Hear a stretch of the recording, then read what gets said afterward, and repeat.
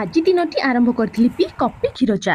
ଜଣା ନାହିଁ ମୋ ପଛପଟେ ସାନ ବୋଉ ବସି କଣ କରୁଛନ୍ତି କୁଣ୍ଡିରେ ଛେଚା କୁଚା। ଆଜି ଆମ ଘରକୁ ସାନ ବୋଉଙ୍କର ଝିଆରୀ ଆସିଥିଲେ, ତାଙ୍କ ନାଁ ନମିତା। ବାଧ୍ୟ କରି ଲଗେଇ ଦେଇଥିଲି ତାଙ୍କ ପାଦରେ ଅଳତା। ମୋ ଆଦି ବାବା ଚାହାନ୍ତି ତାଙ୍କ ପାଖେ ପାଖେ ସବୁବେଳ ପାଇଁ ଗୋଟେ ସାଙ୍ଗ ଥାଉ, ସେଥିପାଇଁ ଆମ ଘରକୁ ଯିଏ ଆସେ ଆଦି ବାବା କୁହନ୍ତି, ମମି ସେ ତାଙ୍କ ଘର ନ ଯାଇ ଆମ ଘର ଯାଉ। ଆଦି ବାବାଙ୍କୁ ପାଟି କରି କହିଲି, ଘରେ ଯେତେ ଇଚ୍ଛା ସେତେ ଖେଳ, ବାହାରକୁ ଜମା ଯିବନି ଲୋ, ଖରା ପ୍ରବଳ।